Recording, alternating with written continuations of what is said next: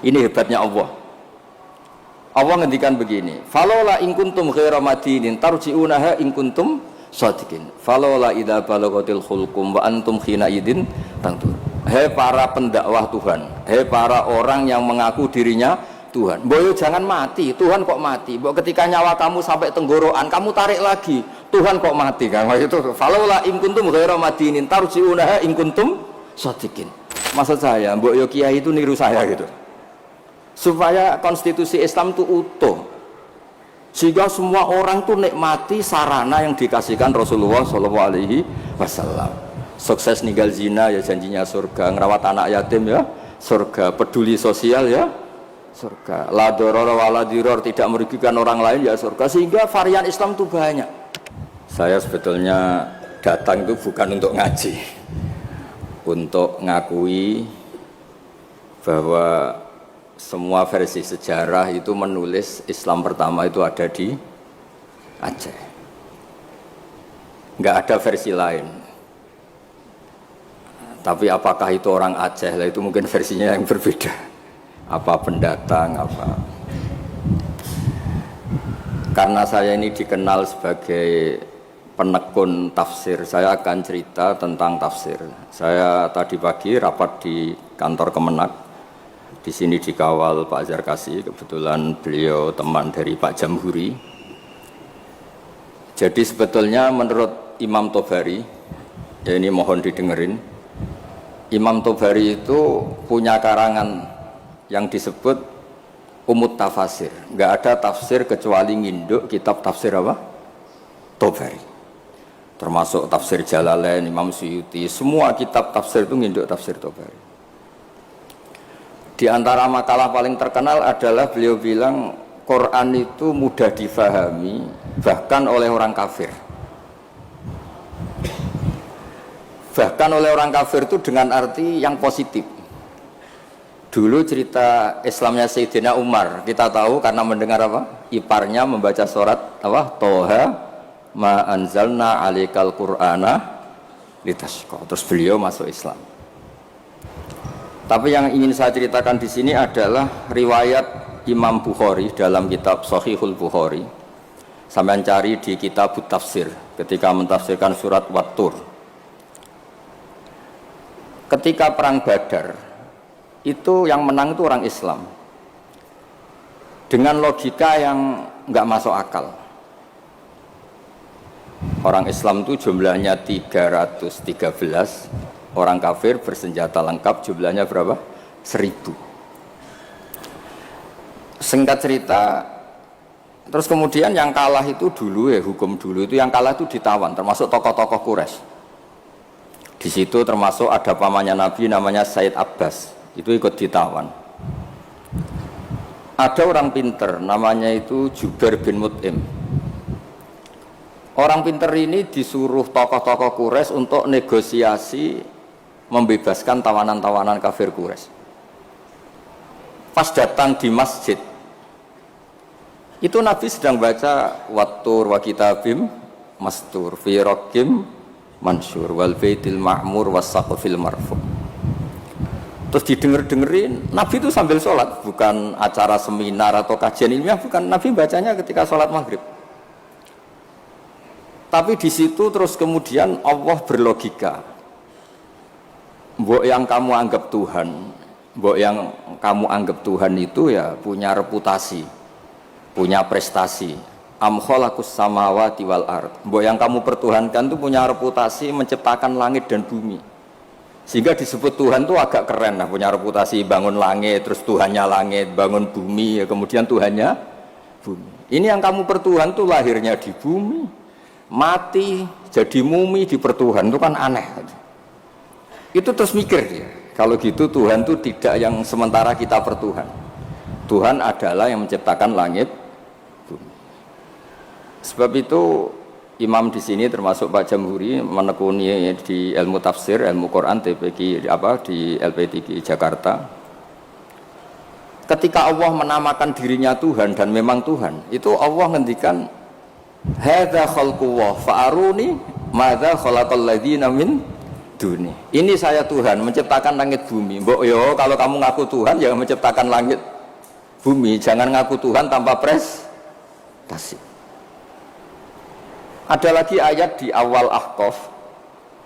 Qul ara'aytum ma tad'una min dunillah aruni madza khalaqu minal ardi am lahum syirkun fis samawati. Mbok yang kamu bertuhan selain Allah itu tunjukkan ke saya, aruni itu tunjukkan ke saya, apa sih prestasi mereka? Apa ikut terlibat pembuatan langit? Syirkun itu ikut terlibat. Sehingga tidak ada jawaban lagi kecuali Tuhan itu adalah Allah yang qadim, Allah yang wajibil wujud. Terus Jubair bin Mut'im kemudian masuk Islam. Berarti sudah ada dua tokoh terkenal yang memahami Quran sebelum masuk Islam. Tentu ini memahami yang benar.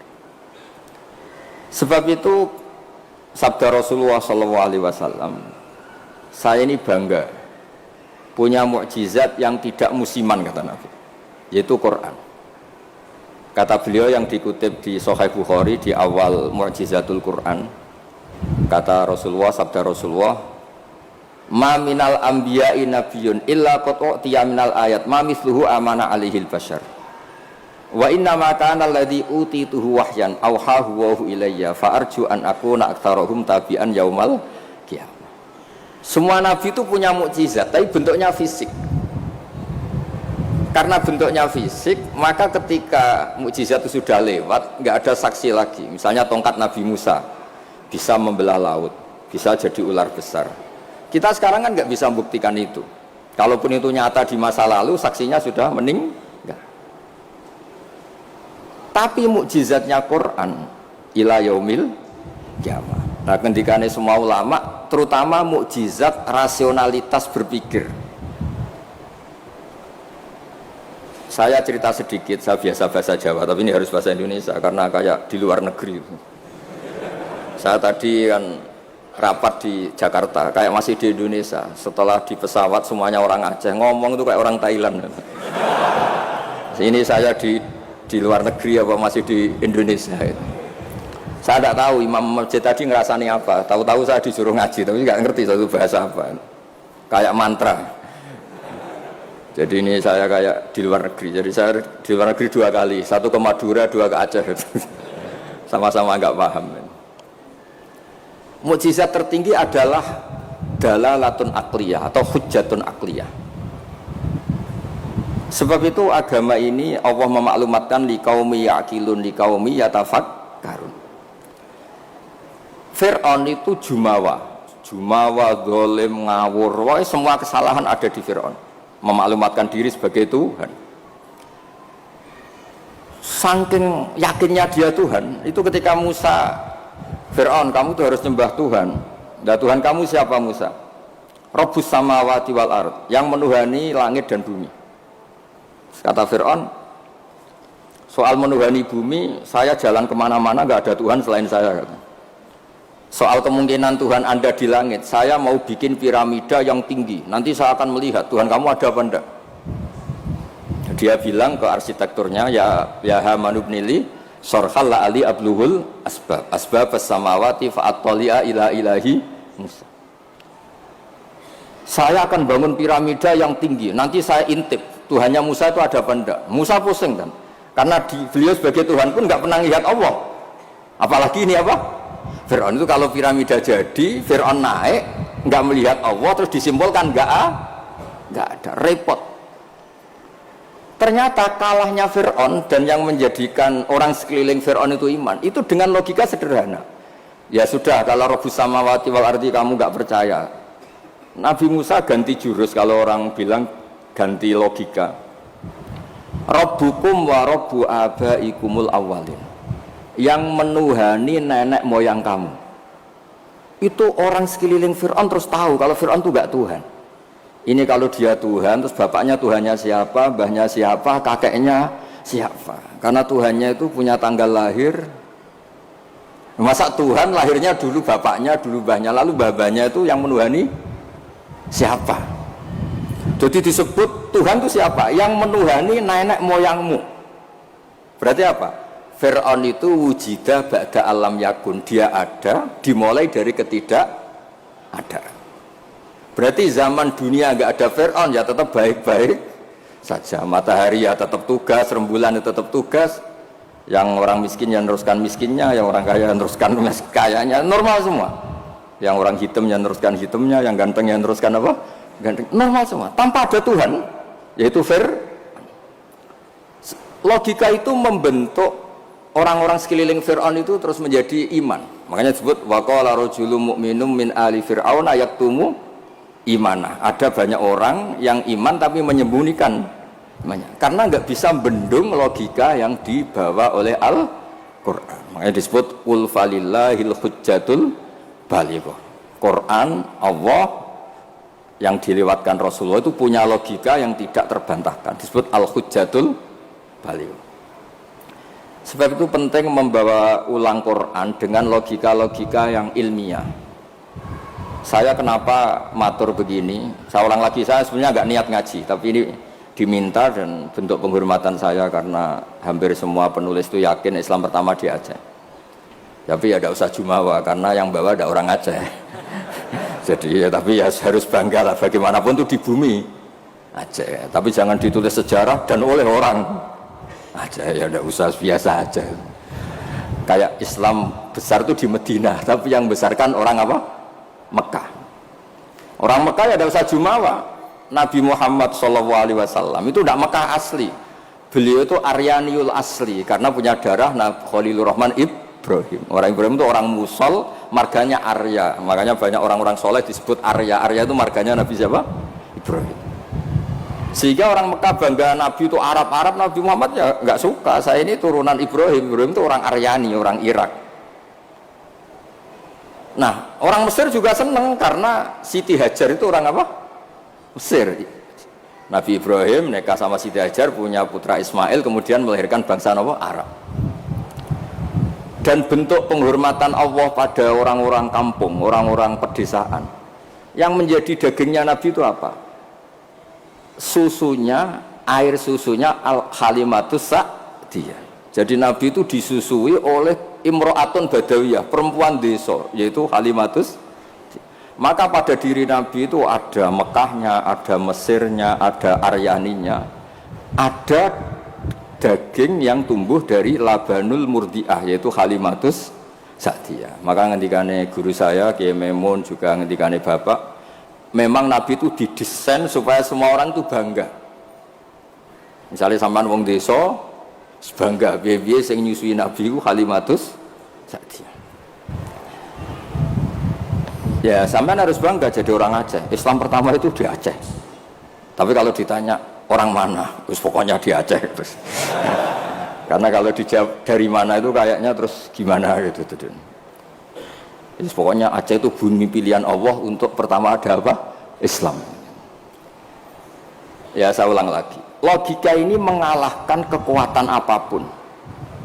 Sehingga ketika Saharatu Fir'aun itu iman semua, itu hanya dengan logika termasuk tadi. Kalau engkau Tuhan Fir'aun, lalu yang nuhani nenek yang kamu itu siapa? Jadi dikatakan Allah Tuhannya langit, Fir'aun masih jumawa mau ngintip lewat apa? Piramida. Tuhannya bumi, Fir'aun masih jumawa, selama ini yang jadi Tuhan saya katanya. Jadi mensifati Allah itu dengan logika yang tidak terbantahkan. Nah itu yang ada di surat Tur, am khuliqu min ghairi shay'in, saterusnya am khalaqus samawati wal ardh. Terus ada lagi yang mencibir mereka, orang-orang kafir. Amlahum sulamu yastami'una fi. Kalau mereka Tuhan dan menciptakan langit, boleh sekali-kali kunjungan ke langit dong. Khazanahnya dicuri orang apa enggak, masih apa enggak, terus gudangnya masih apa enggak. Sulam itu tangga. Kalau mereka merasa Tuhan dan pemilik langit, sekali-kali boleh naik ke langit, ngecek gudangnya masih apa enggak. Khazain itu maknanya apa? Gudang. Ini Tuhannya langit, di bumi terus. Naik pohon mangga aja kadang jatuh, kadang tulang patah. Dioperasi ini terus gimana? Ini Tuhan model apa ini? Begitu juga yang dipertuhankan selain Fir'aun. Kadang Allah hanya ngendikan kana yakulani to'am wa kana yakulani to'am. Yang dianggap Tuhan itu masih makan. Kalau masih makan berarti kalau nggak makan tuh lemes. Lama-lama ditili umatnya, gimana Tuhan? Oh, saya sakit, lemes, kurang makan. bareng makan sehat lagi. Itu seorang itu cuma alhamdulillah habis ngasih makan apa? Tuhan. Tadi hampir mati gitu. Jadi itu logika Quran untuk memastikan yang Tuhan Allah itu sederhana. Karena ya kulahanit toh. Nah, kenapa saya ngaji ini? Karena sekarang Quran tuh kasihan. Karena ulama-ulama yang model paket tuh. Yasin menjadikan masuk surga. Waqiah menjadikan orang banyak uang. Yang paling parah surat Ra'd mempercepat kematian katanya. Maksud saya, jangan gitu-gitu banget gitu. Memang semua Quran itu punya mukjizat, tapi ya jangan model paket apa? Model apa? Kadang-kadang masalahnya dibantah. Itu Cina nggak pernah baca Waqiah kaya. Kan repot kalau model. Boyo ngaji Waqiah itu adalah oke lah, mungkin sebagian orang kalau baca Waqiah rezekinya lancar, tapi boyo baca misalnya ini hebatnya Allah. Allah ngendikan begini, falola in kuntum ghaira madinin tarji'unaha in kuntum shadiqin. Falola idza balaghatil khulqum wa antum khina idin tantur. Hei para pendakwah Tuhan, hei para orang yang mengaku dirinya Tuhan. Boyo jangan mati, Tuhan kok mati? Bo ketika nyawa kamu sampai tenggorokan, kamu tarik lagi, Tuhan kok mati? Kan itu. Falola in kuntum ghaira madinin tarji'unaha in kuntum shadiqin. Kamu tuh gimana? Tuhan kok kehilangan nyawa itu? Ini model apa gitu. Jadi logika yang dibangun Quran itu al-hujjatul balighah. Sebab itu Nabi ngendikan, saya berharap dengan mukjizat ini Islam abadi kuat ila yaumil qiyamah. Coba kalau mukjizat kita tongkatnya Nabi Musa, bisa rebutan orang Jawa sama orang Aceh, rebutan tongkat. Nanti setelah di Masjid Aceh rebutan, imam sama wakil imam rebutan. Setelah dibuktikan dipukulkan laut, sama-sama nggak mandi, ribet. Tapi kalau mukjizatnya Quran ini nur yamsi bihi finnas, menjadi nur yang selalu kita bawa. Misalnya nyuwun sewu kita miskin nggak ada yang menghormati, nggak ada yang percaya. Itu kata Imam Ghazali, resepnya orang miskin akut disuruh datang ke kuburan. Ini yang ngendikan Imam Ghazali, kitab Ihya. Disuruh datang ke kuburan, terus di hatinya bilang gini, semua orang yang mati mulai Nabi Adam sampai kiamat keinginannya hanya satu, ingin hidup lagi di dunia. Dan saya punya yang diingini seluruh orang mati di seluruh dunia. Orang kalau sudah mati meskipun orang soleh tetap ingin kembali ke dunia. Bedanya yang soleh ingin menambah apa? Kesolehannya. Artinya apa? Sekira-kiranya orang itu punya sesuatu yang diingini oleh orang yang mati mulai Nabi Adam ila yaumil qiyamah. Orang yang sudah mati inginnya apa? Hidup lagi. Dan kita punya kehidupan. Sehingga terus syukur karena masih hidup. Ya gak usah alasan mapan apa enggak. Kenapa kamu syukur? Masih hidup. Itu aja penjelasannya sudah. Terus terakhir saya cerita tentang, ini saya tidak bosan-bosan matur supaya jenengan tambah kuat imannya. Ini cerita wali. Anda boleh percaya boleh enggak. Tapi logikanya benar. Logika ini pasti benar. Dulu zaman Nabi Adam diangkat jadi khalifah, itu malaikat itu protes. Kenapa Adam jadi khalifah? Manusia itu ya mesti tergila-gila lah, biasalah manusia tergila-gila harta, tahta, apa? Wanita. Ini bahaya kalau manusia jadi khalifah. Terus kata Allah, tapi saya tahu kelebihan manusia. Ternyata malaikat tuh nggak bisa melogikakan kenapa kita harus bertauhid. Jadi malaikat ditanya Allah, kenapa kamu iman sama saya? Kata malaikat, saya ini kan malaikat, ikut panitia menciptakan langit surga. Ya, jadi saya tahu lah kalau, jadi dia iman tuh karena tahu. Malaikat kan ada penjaga neraka. Malaikat kan pasti percaya kalau neraka ada, dia panitianya kan dia yang jaga. Malaikat Ridwan ya mesti percaya, dia megang kuncinya kan. Tapi kita ini kan kayak sampean semua kan tidak yakin masuk surga. Ya nggak ngerti surga di mana. Tapi kalau baca la ilaha illallah PD-nya la ilaha illallah la ilaha illallah. Karena miftahul jannah la ilaha illallah. Singkat cerita, suatu saat itu manusia dipanggil sama Allah. Coba malaikat-malaikat tuh ajarin cara berlogika tauhid yang benar. Ya saya ini bukan nyinggung jenengan, kebetulan yang dipanggil gak jenengan. Yang dipanggil Imam Amudi sama Allah. Coba terangkan, nggak melihat Tuhan kok percaya adanya Tuhan itu gimana? Imam Mahmudi yang nerangkan itu sederhana. Angka itu 2, 3, 4, 1000 semiliar, setriliun. Nisbatu dzalika ilal wahid, nisbatul far'i ilal asli. Angka itu buat 2, 3, 1 miliar, 1 triliun dinisbatkan ke angka 1, semuanya itu cabang dari angka 1. Fal aslu huwal wahid, yang asli, yang pokok adalah angka 1. Nah itu qul huwallahu ahad. Oh malaikat gede-gede kok bisa mikir gitu, kok bisa. Artinya apa? Manusia meskipun nggak ngerti langsung Allah itu kayak apa, tapi tetap yakin karena semuanya dimulai dari angka 1. Ya, jadi angka itu 2, 3 sampai 1 miliar, 1 triliun apa? Nisbatu dzalika ilal wahid, nisbatul far'i ilal asli. Semuanya itu cabang, yang pokok adalah angka 1. Terus dua, beliau mencontohkan gambar. Saya tidak bosan-bosan nyatakan, sampean ngerti gambar. Sampean cek gambarnya bagus atau jelek gak masalah, sementing gambar. Sampean gambar masjid Baitur Rahman ini. Iya, Baitur Rahman ya. Karena yang Baitur Rahim diambil di daerah saya dari di sini. Kamu gambar itu mesti dimulai 1 titik. Mbok gambar kamu bagus atau jelek dimulai dari 1 titik. Itu nuqtatil wujud. Itulah sirrinya, rahasianya kenapa Quran dimulai Bismillahirrahmanirrahim. Itu dimulai dari 1 titik, yaitu nuqtatil wujud. Bahwa semuanya dimulai dari 1 titik wujud sing abadi, yaitu Allah sing wajibil wujud. Makanya oleh Syekh Nawawi Al-Bantani, ba itu disingkat bi kana makana wa bi yakunu ma yakun. Itu di semua ulama, di I'anatul Talibin, di bi karena saya semuanya menjadi ada, dan karena saya pula kata Allah yang akan ada menjadi ada. Logika seperti itu kita tidak perlu lihat surga neraka, sampai nggak perlu lihat bidadari dulu untuk percaya adanya apa? Surga. Makanya ini penting. Agama ini disebut qul falillahil hujjatul baligh. Hujjah itu argumentasi. Jadi saya mohon semohon-mohonnya, ini tadi saya bawa mushaf sebagai hadiah untuk masjid. Saya mohon Quran itu dikembalikan rohnya. Dulu begitu bangga Nabi dengan Quran itu karena logikanya jelas. Itu tadi yang tauhidnya. Ini ada waktu mungkin 5 menit saya nyontohkan logika sosial, peradaban sosial.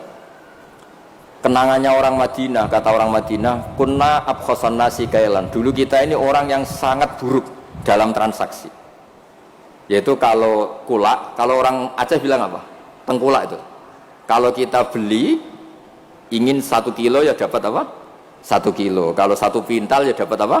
1 pintal. Tapi kalau kita jual, orang beli, misalnya beli 1 kilo, kita kurangi nggak sampai 1 kilo, atau dari kualitas A menjadi B. Itu Allah cara ngedikan tuh bagus. Wailul lil mutaffifin alladzina idza talu 'alan nasi yastawfun wa idza kaluhum aw wazanuhum yukhsirun. Itu orang nggak benar, itu nggak fair. Ketika tengkulak dia ingin timbangannya 1 kuintal mendapat 1 kuintal. Ketika ada orang beli 1 kuintal, yukhsirun. Intinya itu enggak fair. Cara Jawa itu dipek menangi dewi. Itu enggak benar, peradaban seperti itu tuh enggak benar. Sehingga terus orang Madinah itu menjadi ahsanan nasi kailan, orang yang sangat baik dalam berperadaban.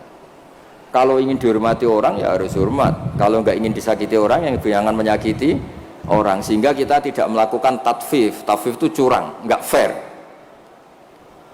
Ya, itu disebut apa? Wailul lil mutaffifin alladzina idza talu 'alan nasi yastawfun. Kalau posisi tengkulak ingin 1 kuintal dapat apa? 1 kuintal. Wa idza kaluhum aw wazanuhum, kalau ada orang beli 1 kuintal mendapatkannya yukhsirun. Orang itu tidak sampai dapat apa? Itu kan mirip kita sebagai tokoh atau kiai.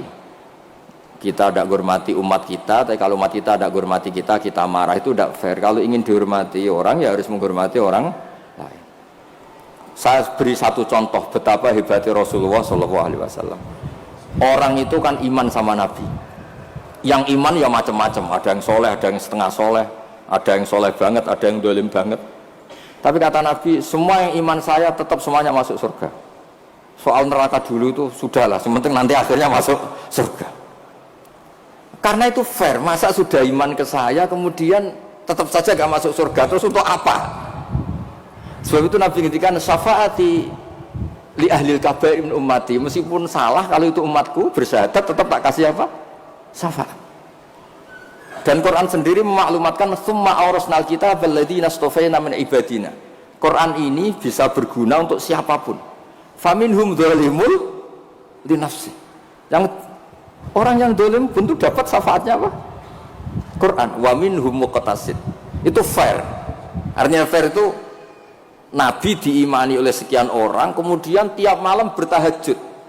Hanya apa? Mohon supaya dikasih hak apa? Syafaat.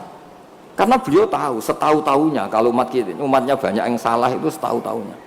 Wong ada orang suka ke masjid itu karena WC-nya di rumah jelek, enak WC masjid. Ada orang kalau di masjid betah, dikira itu ahli itikaf, ternyata AC-nya enak AC masjid. Sudah lebih dingin nggak bayar. Jadi masjid saja jadi sarana, ya begitu itu. Itu kalau nggak disyafaati Nabi tidak bisa. Orang senang Mekah itu kan bagus. Tapi sekarang senang Mekah itu ya travel-travel yang bisnis itu. Itu promosinya itu Masya Allah. Saya itu agak dibenci sama tokoh-tokoh travel, tapi ya nggak berani lah. Kualat kalau benci teman-teman. Ceritanya itu ada orang haji. Biasanya kalau orang haji itu kan kiainya muji-muji apa? Haji. Soalnya orang haji itu gini-gini surga. Al-Hajjul Mabrur Raisalahu Jazaun ilal apa? Jannah. Biasanya di BRI, di BNI kan ada hadis-hadis itu. Ada orang haji kan dilepas sama kiainya. Kebetulan kiainya saya ngelepas ya haji mabrur itu masuk surga. Yang sabar dengan kemiskinannya ya masuk surga. Sering dimarahin istri sabar ya masuk surga. Ana wa kafirul yatim kahataini fil jannah. Yang ramah anak yatim ya masuk surga. Terus kata Nabi, orang yang menjaga dua yang lubang, al-ajwafan, dua yang lubang, yaitu jaga lesannya dan farjinya juga masuk surga. Itu yang hadirin senang semua karena mereka yakin nggak akan haji. Katanya nggak ada kiai bagus Pak. Karena yang nggak bakat-bakat haji, yang miskin permanen atau apa, semua. Itu yang punya rumah itu kayaknya mangkel tapi ya dia gitu. Terus saya bilang, kalau kamu mangkel sama pidato saya karena yang tak promosikan masuk surga ada kamu tok, saya akan berdoa kamu masuk neraka. Wah jangan Gus, nggak apa-apa. Maksud saya, Mbok Yo Kiai itu niru saya gitu. Supaya konstitusi Islam itu utuh. Sehingga semua orang tuh nikmati sarana yang dikasihkan Rasulullah SAW. Sukses ninggal zina ya janjinya surga, ngerawat anak yatim ya surga, peduli sosial ya surga, la doror wala diror, tidak merugikan orang lain ya surga. Sehingga varian Islam itu banyak. Orang-orang yang punya biro haji itu seakan-akan surga itu haji. Makanya saya ini agak diuji sama Allah. Sering ditawarin haji gratis supaya mencabut fatwa itu kayaknya itu. Nggak maksud saya, Ibu yang fair gitu. Meskipun saya di Masjid Aceh, ya jangan terus muji masjid yang besar untuk menjadi sarana surga. Masjid kecil juga menjadi sarana apa? Surga. Dulu Ashabul Kahfi masjidnya di dalam gua juga sarana surga. Nggak ada bangunannya malah. Sehingga Islam ini benar-benar yang digadaki Rasulullah itu kalau muji orang masuk surga itu segampang itu. Sampai ngedikan hal yang mungkin orang pria itu tidak siap. Wa fi buti ahadikum sodako, kamu ngumpuli istri itu sodako. Sampai sahabat tanya, masa urusan hubungan biologis masuk surga? Kata Nabi, alaysa wa wadu'aha fi haramin akana ali wisrun, kalau dia salah letakkan apa? Dosa. Jadi surga itu ditulis Nabi itu mulai ngumpuli istri, wa imatatul adza anit tarik, ada sampah dibersihkan, ada hal yang bahaya. Sehingga Islam terus milik semua. Satpam bangga karena jaga apa, tukang bersih-bersih bangga karena imatatul adza anit tarik, yang tukang wiridan ya bangga karena a'laha la ilaha illallah. Terus bangga semua. Kalau Islam kena travel ya pokoknya hebat, mencium hajar aswad ya. Hajar aswad itu adalah batu dari apa? Surga, terus diulang-ulang. Kita ini juga bagian dari surga kata saya. Saya juga asli dari surga kata saya. Dia agak terima. Memangnya Nabi Adam itu orang Aceh, Nabi Adam penduduk surga. Coba Nabi Adam itu orang surga apa orang Aceh coba? Orang surga kan? Terus kamu ada darahnya Nabi Adam enggak? Berarti kamu makhluk surga apa Aceh? Surga kita ini turunan orang. Makanya masuk surga logikanya itu gampang, itu kan rumah kita. Mbah-mbah kita itu lahir di mana? Surga, yaitu Nabi Adam. Ini saya tidak guyon, ini ilmiah ya. Jadi tidak hanya Hajar Aswad. Kecuali yang ngendikan Ki Ikhlas ini tidak, ngendikannya itu promosi. Terus tak tanya, terus kalau nyium berapa? 1,5 juta Gus. Wah, 1,5 juta. Ya ngoten niki kula manjen mboten niat ngaji tapi nggih kula menghormati penduduk Aceh, guys. Tapi ya jangan jumawa, ya pokoknya seneng ini bumi yang dipakai sujud, dipakai Nasrul Islam. Saya memang ingin ke Aceh hanya ingin hormat, pernah sholat di masjid sini. Terus tadi diminta sama teman-teman ngaji ya. Pokoknya saya pesen baca terus ya kul falillahil hujjatul balighah. Quran itu liqaumi yaqilun, liqaumi yatafakkar. Sehingga Quran ini akan abadi ila yaumil kiamah. Kayak tadi, 1 itu pokok, 2, 3 sampai 1 miliar apa? Nisbatu dzalika ilal wahid, nisbatul far'i ilal asli. Angka sebanyak apapun kalau dibanding 1 apa? Semuanya itu cabang, yang pokok itu 1. Makanya kul huwallahu ahad.